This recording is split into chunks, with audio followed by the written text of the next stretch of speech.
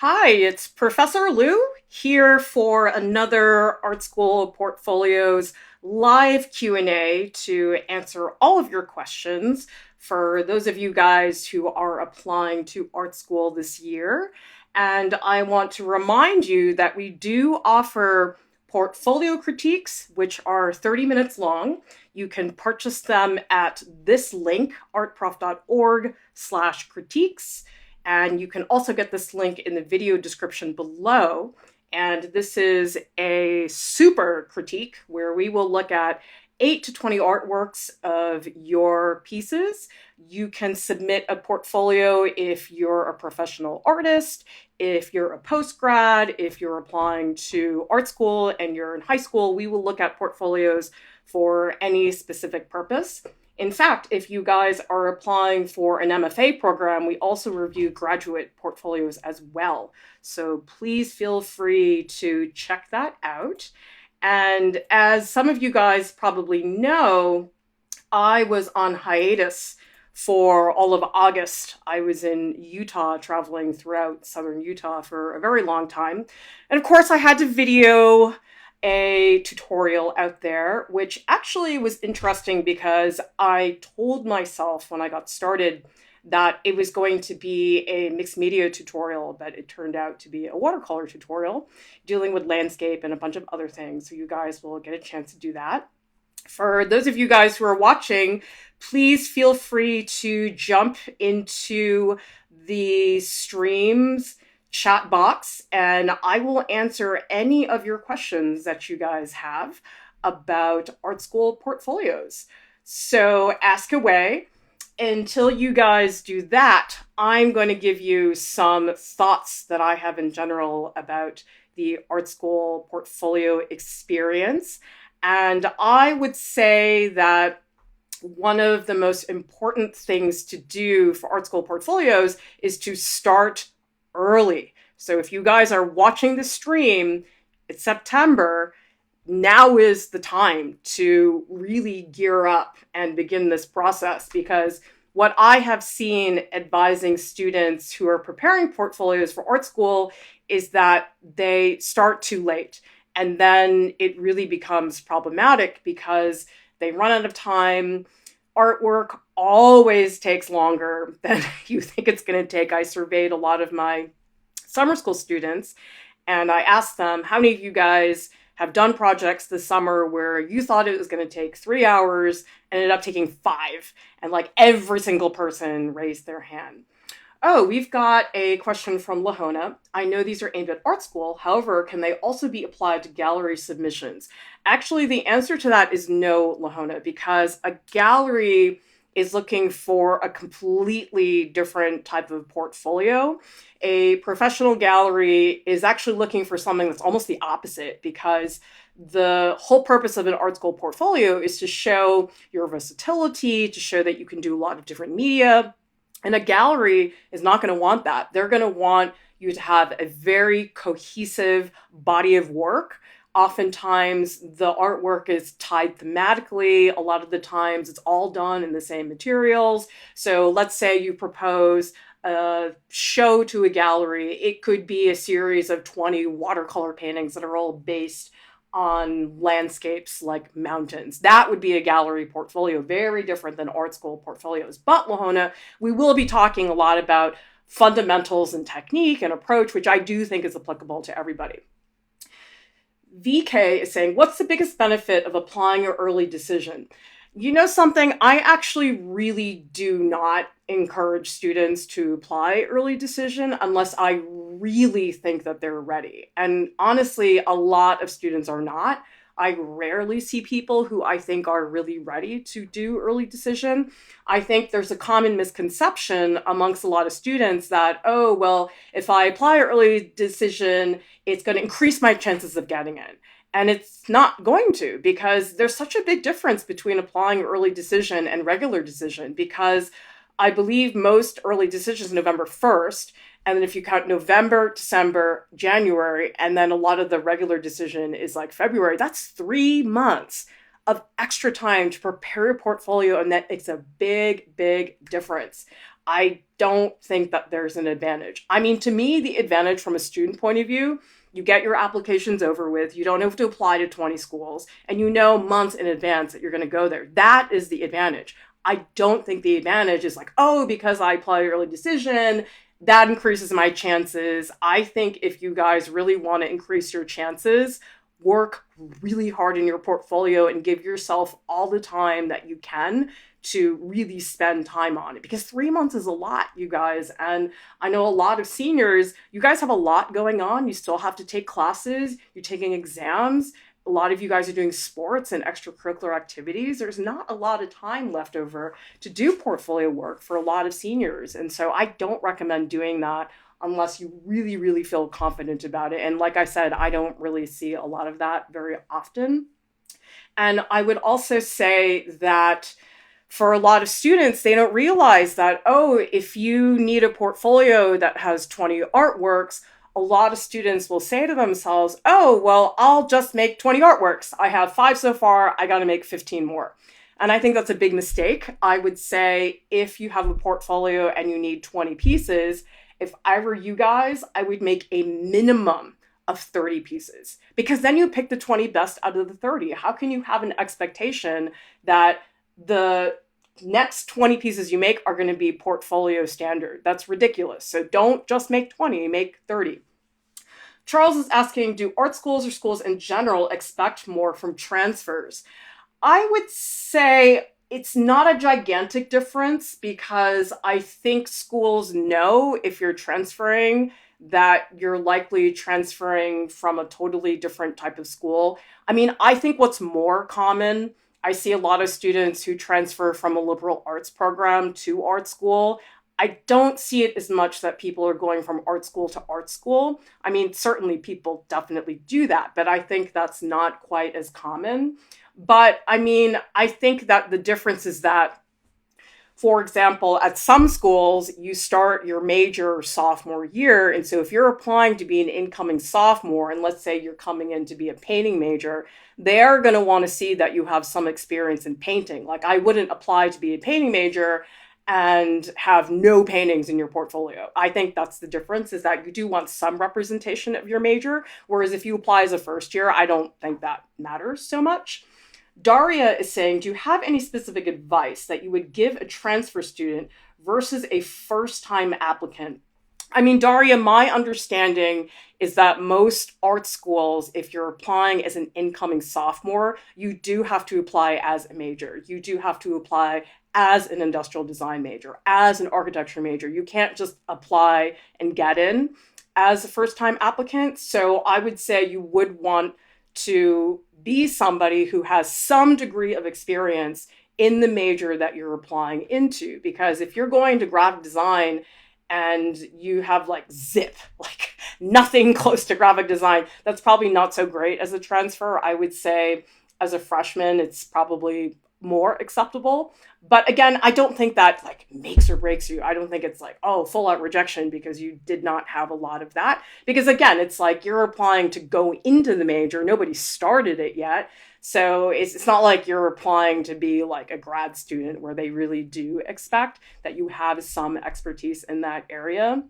But I mean, I think the more important thing is that you guys really demonstrate like a high quality of work. But between a transfer portfolio and a first year student portfolio, to me, there's not a gigantic difference. I don't think it's like, oh, well, first years do this and transfers do this. I don't think it's like two separate tracks. I think that they're somewhat similar, but that the transfer application maybe shows a little bit more of the major. Because the thing is, it's very different to apply as a first year, because most first year students don't really know what major they want to go into.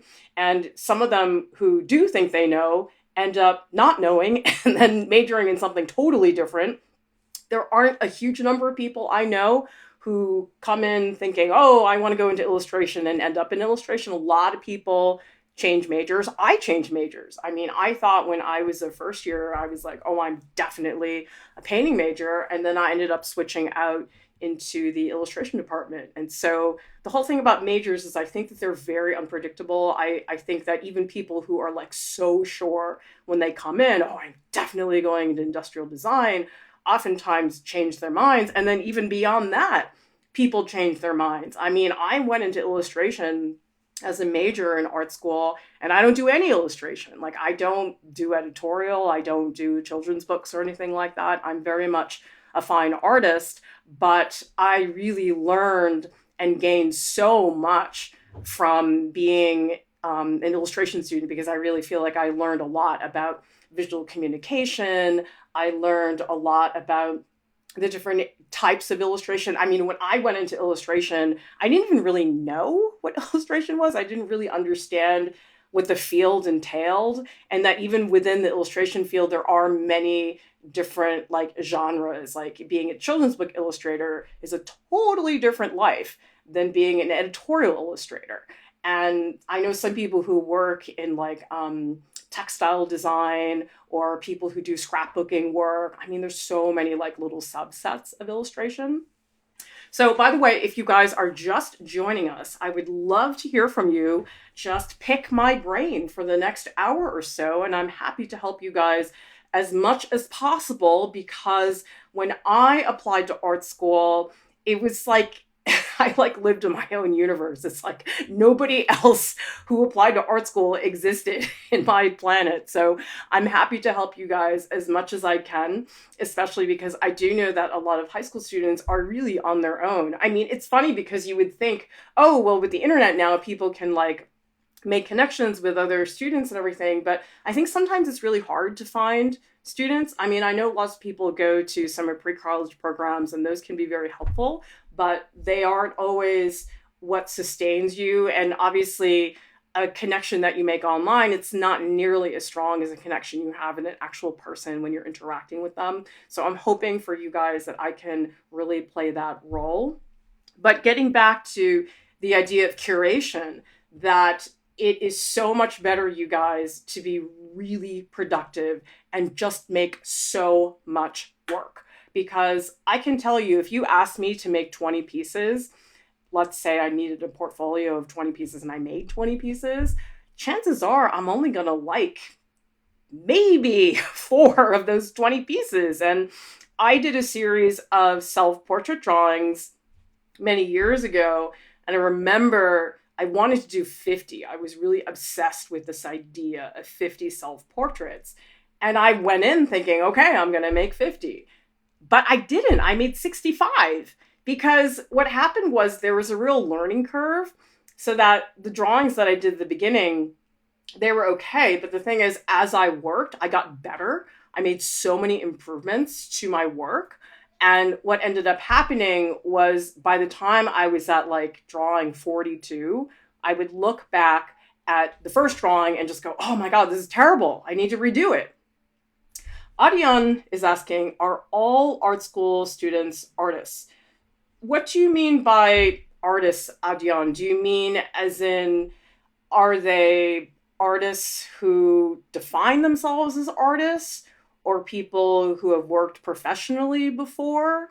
I'm just asking because I think the term artist is oftentimes very broad and people define it differently. So I want to make sure I'm answering your question accurately. Ajax is saying, I'm already post-grad from a humanities course. I abruptly fell into art 2 years ago, have been doing art obsessively since then. Now I'm thinking about applying for an MA. For an MA, do you mean like an MA in education or an MFA? Because an MA is different than an MFA. An MFA is a terminal graduate degree in studio art. An MA, to my knowledge, is usually in education. So sorry, you guys, to follow up your questions with questions, but it helps me when we're more accurate about the questions. Ajax is saying, is there any point in that, or should I just keep going by myself? I mean, Ajax, I think it really depends. I think some people who say want to work in illustration, there's no point in going back for a degree, because the illustration industry, you don't need a degree, you just need a portfolio. Whereas if you say want to teach college, you have to get an MFA degree. You cannot get a college teaching degree. You cannot get a college teaching job unless you have an MFA. So my feeling is that if you do a graduate degree in studio art, it should either be because you want to be in a profession that actually requires that degree, or if you feel that it's so important to really have that like concentrated amount of time, you can really dedicate yourself. And of course, that's always valuable.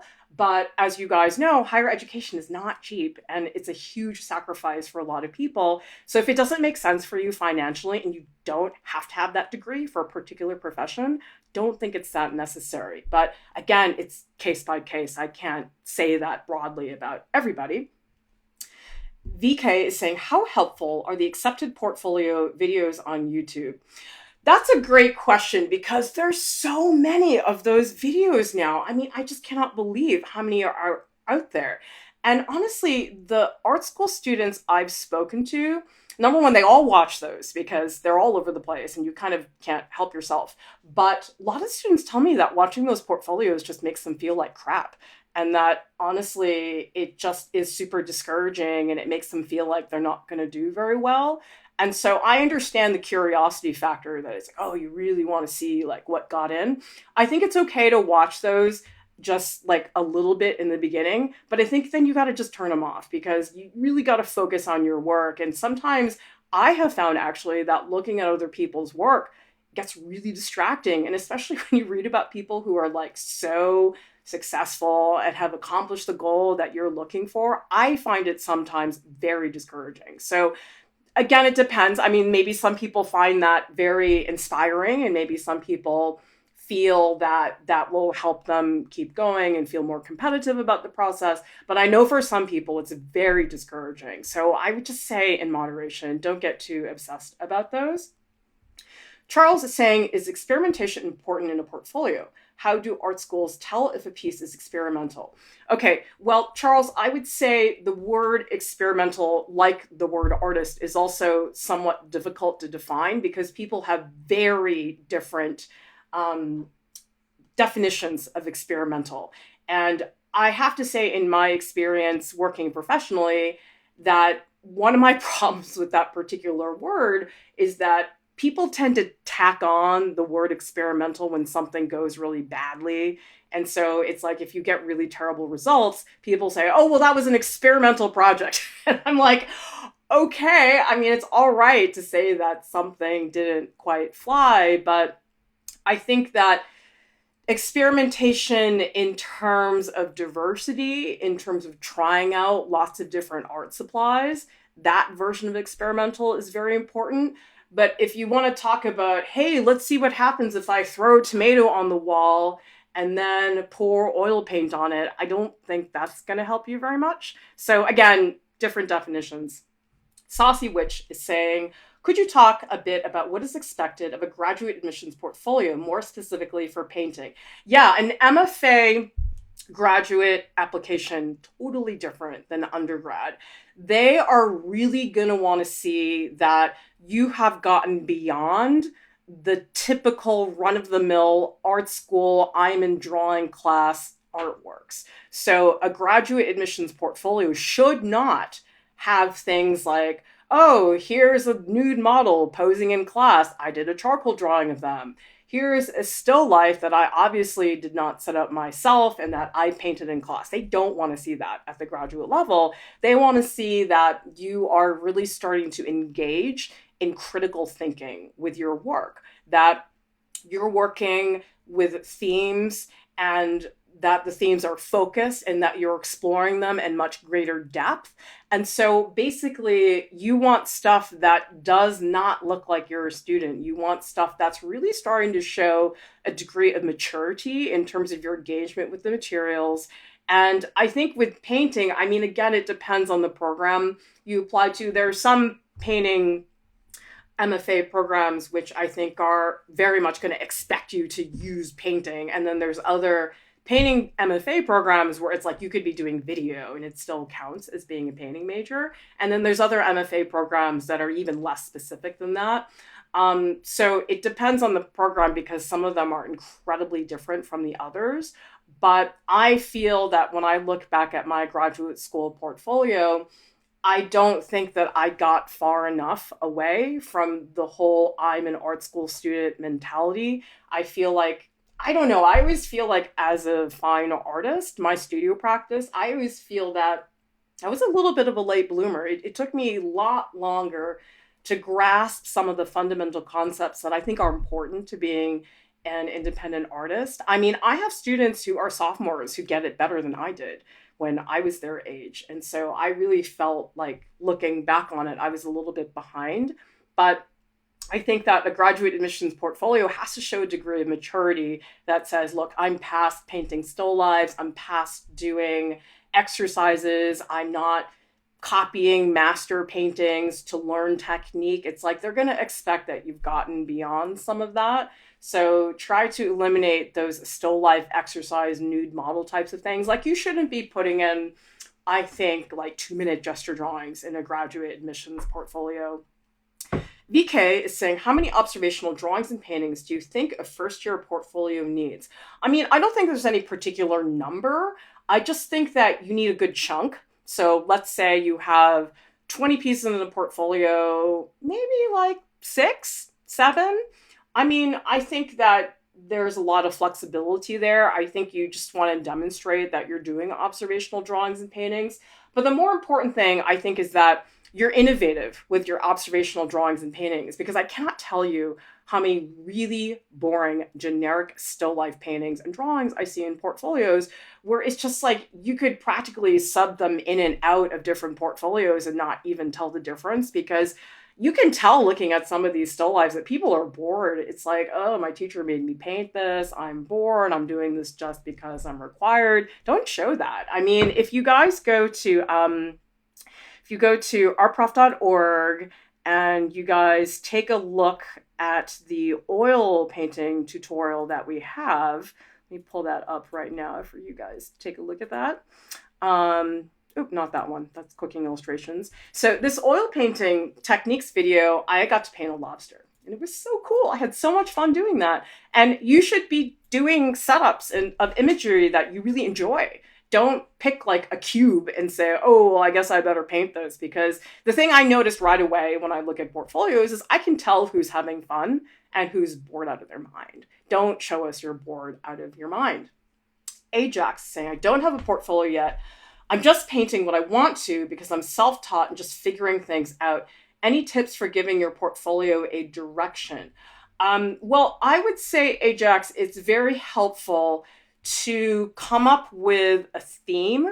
I think that can be a good way to get started, because if you don't have something that is holding things together thematically, it can be really easy, I think, for your artwork to end up looking very fragmented, like still life here, a portrait here, a landscape here, imaginary piece here. Then you end up looking like your portfolio is this like patchwork quilt of all these random things, and you want to have something that like holds things together. And so if you just like narrow it down to one particular subject, like for example, Claude Monet painted Rouen Cathedral. That was his starting point. All his paintings in that series were of that cathedral, but he found ways to vary it. So every time he painted Rhode Cathedral, he had a different lighting scheme, he had a different color scheme. So it's like you need an anchor for something to keep things together, but you also need room for variation. Think about it like a TV show. Like a good TV show is like that. It has a premise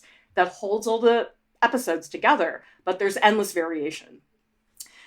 Let's see, Daria is saying, would you recommend trying out new mediums in the process of creating your portfolio? Absolutely. I think that's one of the things that I don't see enough. I don't know why everybody seems to think that pencil is the only drawing material out there, because it is so not. There are tons and tons of different things you can use. Like I got really into brush pens.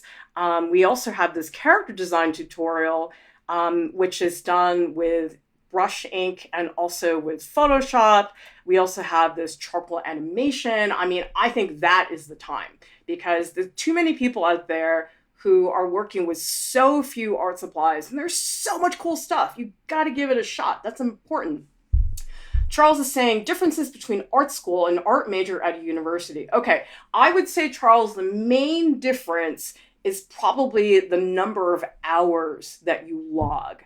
Because at art school, you're breathing it. I mean, it's like your off days are when you take like a liberal arts class, but the rest of the time you're logging many, many studio hours. I mean, at many art schools, a studio class is 5 hours, 6 hours long, and you're doing that at least 3 times a week. Whereas when I taught at Wellesley College, which is a liberal arts program, I believe I saw the students twice a week for 2.5 hours.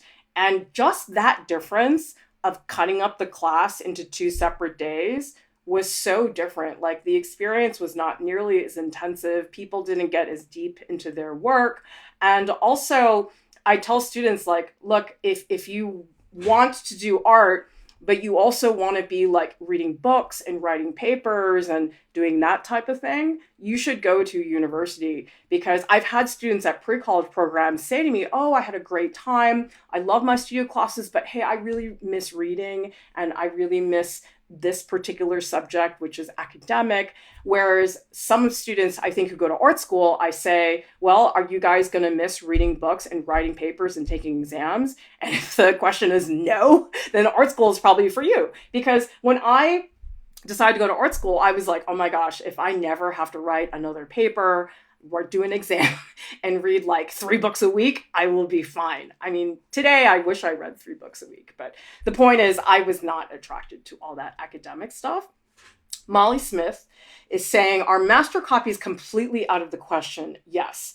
I'm not saying you shouldn't do master copies, because master copies, I think, are really good exercises. I know that I did so many master copies when I was learning how to oil paint, and I found it incredibly useful to do that. So you can certainly do those, and those will improve your painting and your drawing techniques, but you can't have anything that's not original, nothing that's like characters from another movie, no fan art, you don't want to have anime pieces in there, you don't want to have master copies. Like, all that stuff is fine to do on your own. I mean, I have a lot of students, they say, look, I love doing fan art, and that's one of the ways that I really got interested in drawing, and it's really fun practice. I'm like, that's cool, go ahead, do it, but don't put it in your portfolio. That's the difference. Adriana is saying, what books do you recommend as sources for learning color theory extensively for students like myself preparing a portfolio with oils, watercolor, etc.? Okay, well, Adriana, I think it depends on what you're looking for. Some people who want to learn color theory, they really want to get into the science of it. And there are so many books on that. Who is it? I think it's like Joseph Albers. I can't remember. I think he's the guy that wrote like the quintessential like color theory book. Maybe you guys can look that up. I think I'll type it in here. I think it's Joseph Albers who wrote the color theory book. Maybe one of you guys can Google that while we're live on the stream. But in my opinion, a lot of that really technical scientific color theory stuff is just confusing, because it's like you can learn that science stuff and be super technical, but then have no idea how to apply it in the context of painting. And so what I'm going to recommend to you guys is I have a tutorial on artprof.org, and it is about how to draw a still life with crayons. There's a whole section in the beginning. I talk about color saturation, the color wheel, complementary colors, but it's pretty brief. I don't talk about it for 8 hours or anything, but I talk about it in very concrete terms. So I use still life items to demonstrate the differences with color, because my problem with color theory is people talk about it in these very abstract terms. It's really, really confusing. And so if you guys watch this tutorial, there's timestamps in there. So if you want to skip through some of the other stuff, you can just go straight for the color theory. But I'd recommend looking at that.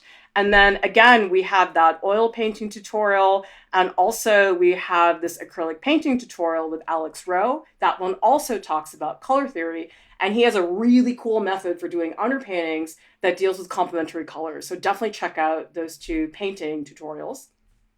BK is saying, it seems like most of the students who attended pre-college program got in. Is it because they knew what the school is looking for? I don't think so, VK. I think that a lot of people are, in the beginning at least, until they get like a professional opinion, they are somewhat guessing a little bit. I think the difference is that if you go to a good quality pre-college program, you log so many hours and you get like a college level experience, and you're taking like college level courses. And so like that experience alone, most high school students don't have that. You get to work in professional facilities. You can take an oil painting class. That's something that most public high schools will never have because they don't have the facilities for it. It's too expensive. They just can't fund that. And so I think the difference is just if you go into pre-college, you have exposure to different types of classes. Like some pre-college programs, you can be a graphic design major, you can be an animation major. I mean, I never did animation in high school. I never did industrial design. Like those just were not existent at my high school. So access to that, access to professionals, I think that's the difference. I don't think it's so much that they know what the school's looking for. And also I think at really good pre-college programs, the amount of work you produce in such a short period of time is huge. And just producing a lot, such a big part of improving as an artist. Like if you guys are laboring over one pencil drawing for 5 months, I don't think that's healthy. I think that really encourages people to be too precious about their work, and they tend to pick at it. They don't tend to move on. They don't experiment as much. So that productivity is very, very important, you guys. Adriana is saying, I think something more for values, chroma, mixing colors. Okay, so Adriana, I would say the acrylic painting tutorial. The oil painting tutorial has a huge section where I mix everything step by step. I explain the relationships between the colors. I think probably the oil painting tutorial has more content on that. So what I would say is watch this tutorial and also the color section on this crayon drawing course. I think that will give you what you need more than an academic like color theory book. I mean, those are fine to read. I found them very inaccessible. I also find them boring. Maybe I'm the exception. I have no idea. Maybe some people really like reading stuff like that. I'm not so into it. That's it, Darty. Joseph Alberts. Did I totally mispronounce that? Yeah, no, Joseph Alberts. Okay. Interaction of Color Book. Thank you very much, you guys. I knew it was that guy. There's probably another one that I'm totally forgetting, but that is like the quintessential color book for you guys to take a look at. But like I was saying before, that productivity is so important. Like you guys here who are watching live right now, how many of you guys draw every day? Like you should be drawing every single day. If you want to get better at drawing, you gotta log the hours. I mean, it's like exercise. Like I exercise every day. And if I exercised once a month, I would be in terrible shape.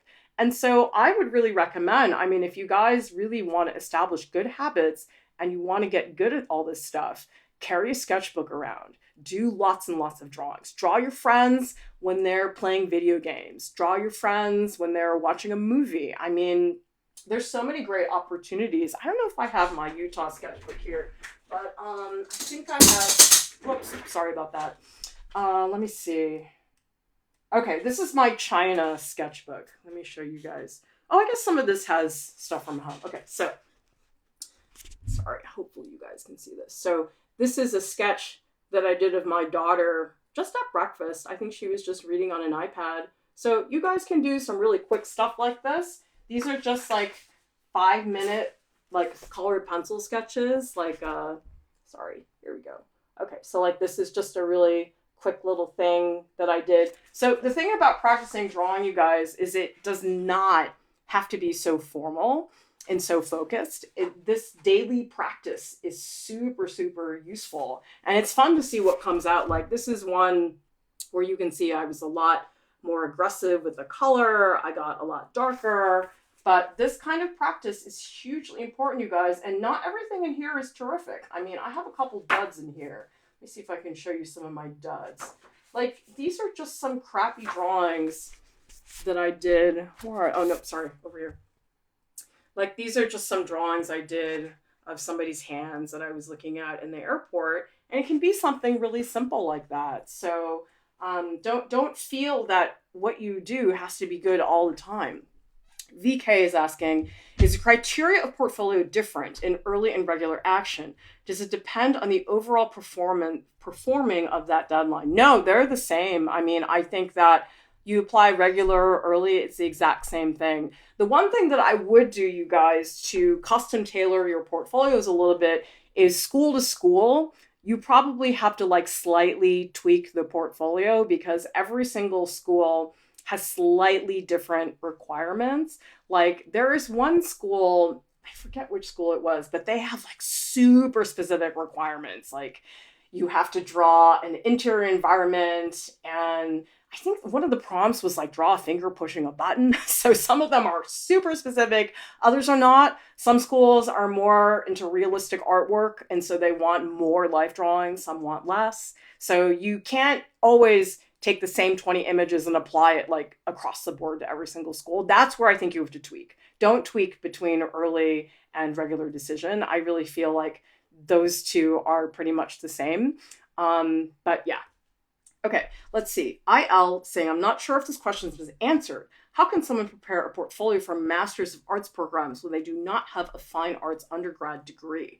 Okay, IL, I did answer a little bit about that before, but I'll go over some. One thing you might actually look into, IL, is I wasn't even aware of this myself, but there's a lot of post-bac programs, and those are really good because they're only a year, so they're a very low commitment in terms of time.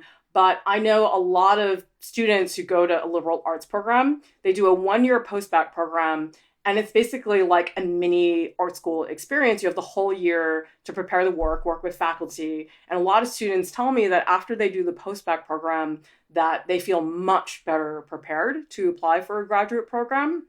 By the way, if you guys are just joining us, I also want you to know that we do review portfolios for a fee. So go down to the video description below. You guys will find the link to this, but we do review graduate degree portfolios. So if you want something really custom designed about the work that you have, but the main thing is that preparing a portfolio for an MFA program, totally different than undergrad, not the same thing at all.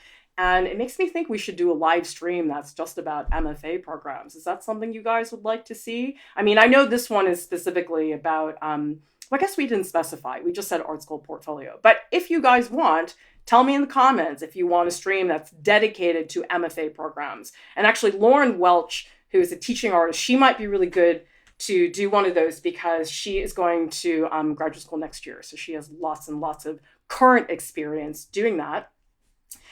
Daria is saying Sheridan and also Eliza Cooper Union and Cal Arts. Yeah, I mean, Cal Arts has that like sketchbook portfolio where you have to like do the sketchbook a certain way. You have to like mail it in. And so you guys have to really do your research. I mean, it's an astronomical amount of work.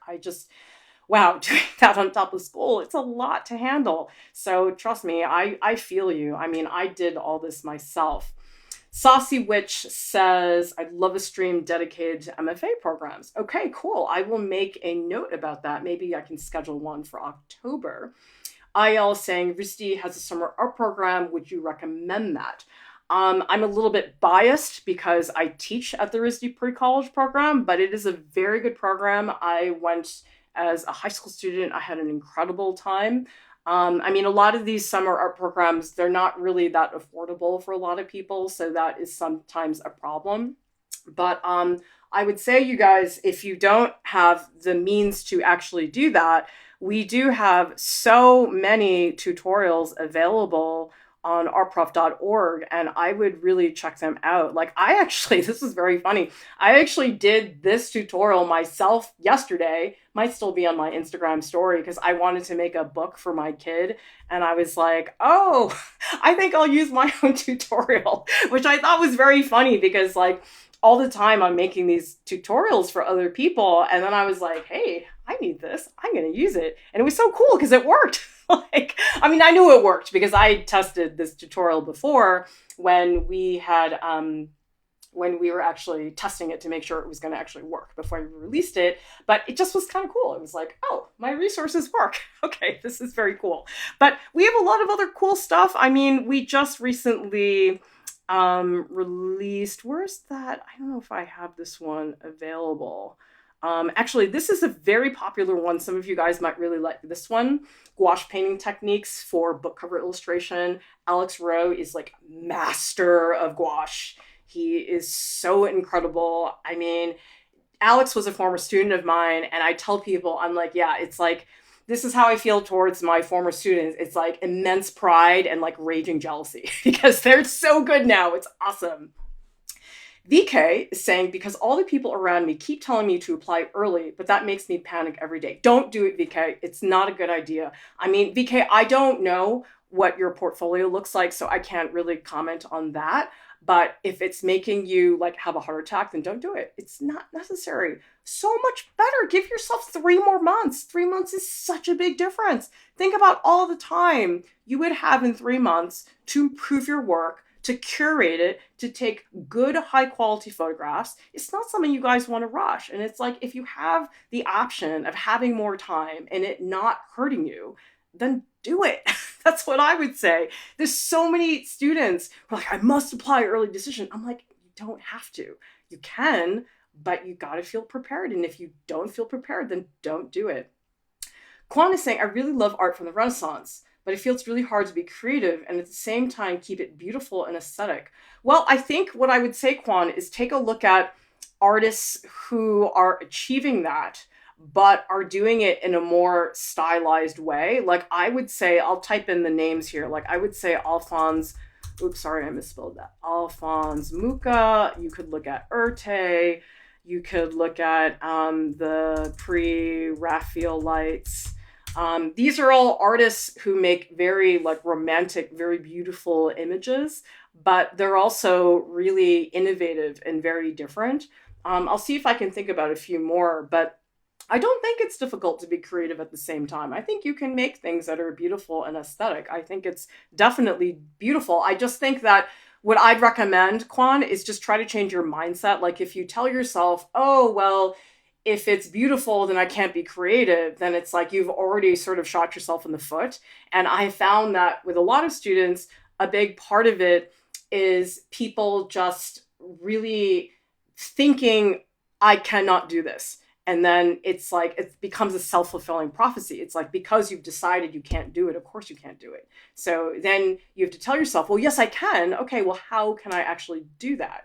Another artist I would say is Tamara de Lampica is also great for beautiful but creative images.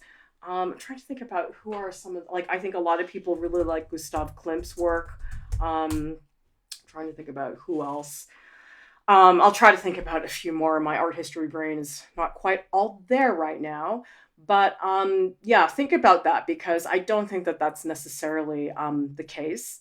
But yeah, VK, I just think that here's the problem. This is why I don't like those accepted art school portfolio videos, because I just feel like they're there to make other people feel bad.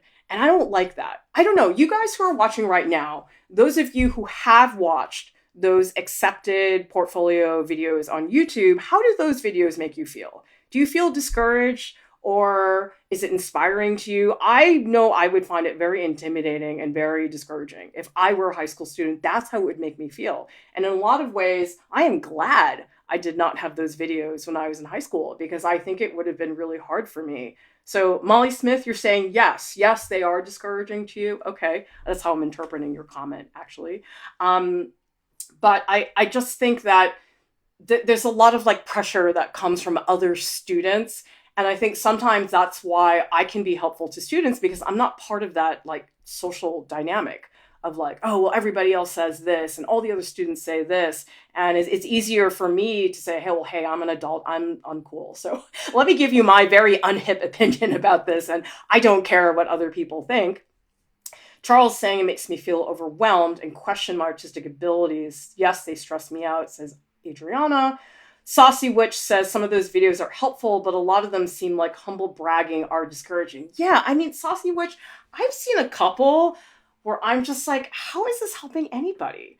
But then again, I mean, maybe those videos are not meant to help people. Maybe it is just people wanting attention and humble bragging. And I just feel like a lot of the comments are not that helpful. And I just know that if I were you guys and I was trying to really work on my portfolio and get better, I feel like that's not the place I'd go for inspiration. I feel like that's like, it's like the car crash on the side of the road. It's like you can't help yourself. It's like, you know, you shouldn't watch it, but you have to because it's there. So I get it. I understand the impulse 100%. Daria's saying mix of discouraging and inspiring, watching them loosely will sometimes spark a different idea, but also makes me question how I can even get in.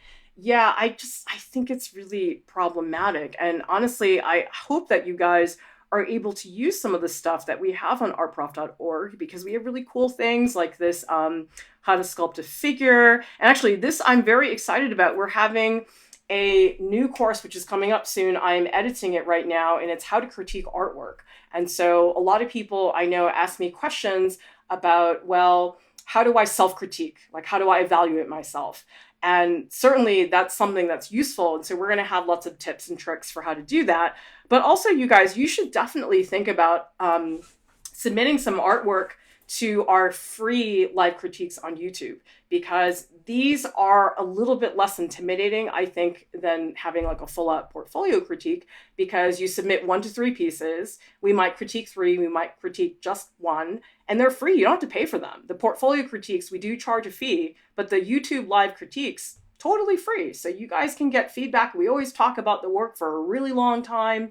And I mean, my streams are like an hour because I'm chatterbox. I've got a lot to talk about, but I really encourage you guys to submit. The upload form is in the video description below, so just take a look at that. IL is saying, I've been discouraged to pursue an art degree because I question if I can find a job after graduation.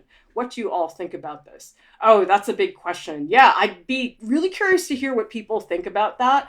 I mean, my feeling is that when I went to art school, I went because I knew that's what I wanted to do. I was like, this is what I want to do. There is nothing else that I feel this excited and passionate about. And so I didn't even question it. But I know for a lot of people, that is a big concern. And especially depending on your family situation or your finances, for some people, it maybe is a risk that is too risky for them. For some people, maybe it's fine because your family can bail you out, or maybe because you got a trust fund or whatever. But I think that it is challenging in the sense, not that there are no jobs out there, because there are people out there who make a living doing creative things. I think the difference is that it's not predetermined the way it is in, say, medicine or law. Because if somebody says, I want to be a lawyer, you say, okay, well, take these pre-law courses, take the LSAT, go to law school, take the bar exam, and join a law firm, and boom, you're a lawyer, okay? That's not difficult because people know exactly what to do. Med school, same thing. Med school, fellowship, private practice, hospital, fellowship, it's all in there. But every artist paves their own path. There's no bar exam for artists. There's no fellowship that you do after your residency as a medical doctor. And so I think that's why people think that you can't get a job in visual arts, is because there's no predetermined path. Everybody has to find their path, and that's difficult. Some people really like that. I enjoyed it. I happen to love teaching. Teaching is my bread and butter. It doesn't work for everybody, but I'm not so sure that I would just write off your passion just because you're worried about a job, because I'm assuming most of you guys are in high school. I think it's a little early to be worried about that. And things will change so much when you guys go to college. I mean, you will not be in the same place. So in my opinion, you're thinking way too far in advance. But again, it's very personal because of your particular situation for everybody. VK is saying the AP Art this year doesn't have the breadth section. Is it okay to include 2 to 3 concentration pieces, despite the fact that you should include a variety of different works? Yeah, VK, I think that would be fine. I think if you're doing a series, you could definitely put in 3 pieces to show that you're working and exploring with the theme in a more in-depth manner, but I don't think I'd do more than 3. Another option, I mean, it depends on the artwork, is you could put the 2 pieces on the same slide to emphasize that they're related, but you want to be careful about that because I see a lot of students, they like jam-pack the slides with just so much stuff that it makes it hard to see the artwork. So it sort of depends on how busy the artwork, if it's going to actually look good on a slide, but it depends. Alex is saying, does RISD want my portfolio to major focus portfolio, or is it okay to have 1 or 2 major related pictures in the portfolio? Okay, well, just so you guys know, although I teach at RISD, I am not going to answer specific questions about the RISD admissions process because I think that that's not appropriate for me to make those kinds of comments. I can tell you in general, I think it is fine to have a couple of pieces that are related to, say, the major you might want to go into, but I will not talk about it in specific terms of RISD. But I will say that for the major focus, like let's say you guys want to go into graphic design, okay? And so in a portfolio of 20 pieces, you could have 3 graphic design pieces. I think that would be fine, but you would not want a portfolio that's like 15 digital posters. Like that's not going to look so great. And you can have some of those, that's fine, but I would just make sure that they're really good quality, because I think especially with digital painting and graphic design, people think that with graphic design, you can just slap some words and some images onto a poster and boom, you've got graphic design. It's not that simple. Like graphic design, in my opinion, it's one of those fields, it's so hard to do well and it's so easy to do badly. And I don't think that's the case with a lot of fields. I think in fields like sculpture, the people who can actually pull it off, like you have to be decent to pull it off. Like there is not a lot of like horrifically bad sculpture for that reason. But like with graphic design, it's like anybody can go into Photoshop and just type in some text and slap on an image. And I see that a lot. I see a lot in portfolios. People get a pair of jeans and they paint on it and say, oh, this is apparel design. And I'm like, no, you have to actually construct the jeans for this to count as apparel design. Charles is saying tips on making interesting and innovative 3D art. Okay, well, Charles, I think the challenge with 3D art is that a lot of people don't know what types of materials to use.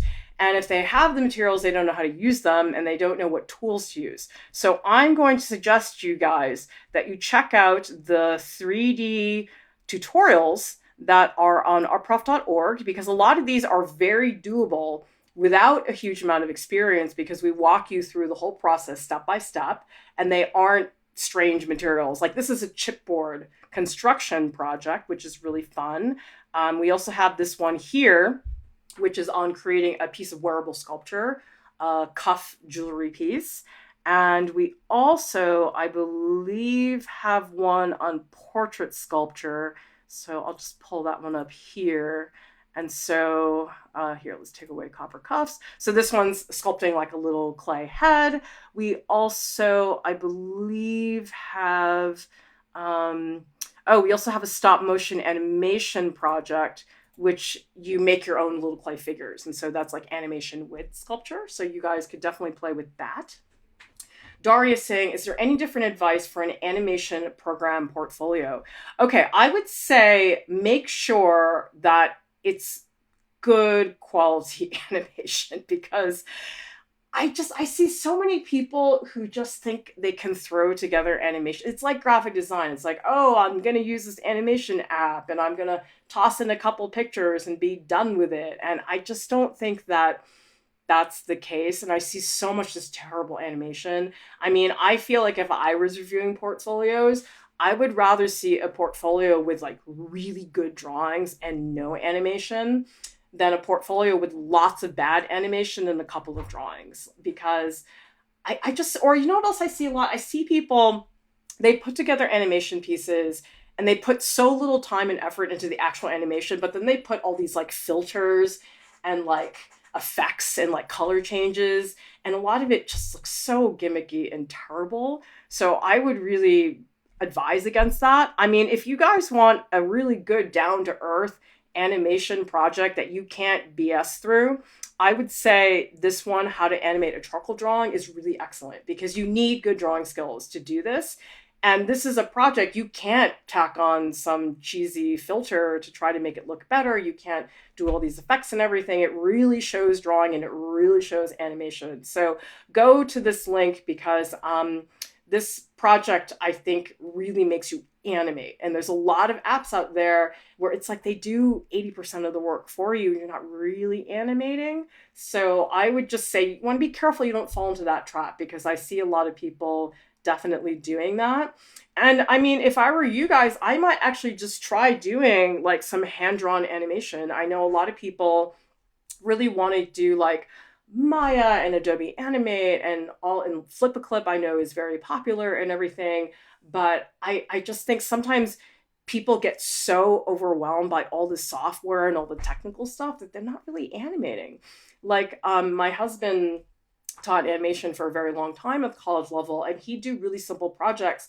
Like he'd say to the students, okay, animate a feather. that's falling. And then he'd say, okay, animate a hammer that falls. And then he'd say, animate a ball that falls. And so like really showing the difference between how does a feather fall versus an orange versus a hammer. Like those are so simple as prompts that you have to focus on the animation. Like a lot of people try to put together these like very complicated character designs, and like the character is wearing like a plaid shirt and his fancy hat, and it's just like, you know, if you just made a simple character, then you could really focus on getting very innovative with the movement. Sometimes the character is just too complicated, but sometimes it's really fun to do characters. So I'd recommend you guys take a look at this character design project that we have. It's a video tutorial. And also Julie Ben Bassett does this wonderful creature design tutorial. And so both of these will help you guys a lot with character design, because I know character design is super popular. A lot of people really love it, but I think a lot of people are just so quick to just rip off Pixar and just do the same stuff that they see everybody doing. I don't feel like I see a lot of character design that I think is that innovative or different.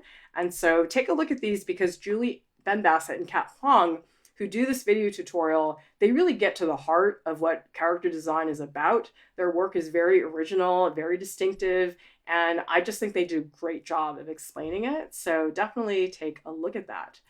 Okay, guys, thank you very much for joining us. And I just want to end by telling you, if you guys want to have a professional opinion on your portfolio, we do charge a fee for these 30-minute portfolio critiques, but you can pick whoever you want to do the portfolio critique. You can choose me, you can choose one of the teaching artists, Jordan, Lauren, Alex Rowe, Casey. You guys can just go to the link below. You can watch sample portfolio critiques. We also do Skype consults. So if you guys want to talk one-on-one with us on Skype, you want to ask us particular questions that are all about you, it's totally custom designed. Sometimes it's nice because I love these live streams, but again, you're like competing with all these other people to like get your question in. Hopefully I did the best I could to answer everyone's questions, but definitely keep that in mind. And then also we have a Patreon. So if you guys like what you see, if you enjoy our presence and you want to see us keep going, please contribute to our Patreon. Monthly donation, you can do a one-time donation, but that would really help us, you guys, because it costs money to hire staff, to put in our time, to pay for materials, to do all this stuff. It's not cheap. And it would really help us keep going, because I want this to be free. I don't want to have to set up a paywall, but for that to happen, we need contributions on Patreon. So anyway, thanks so much, you guys, for showing up. And I hope you will also check out our schedule, which is also, I believe, in the video description below. So that way you can see, because I believe we have an art school Q&A every single week this month. And I'm hoping we can keep that up through the end of February, which is basically admission season. So anyway, nice to chat with you guys. And thank you so much. I hope to see you guys again next time. Bye-bye.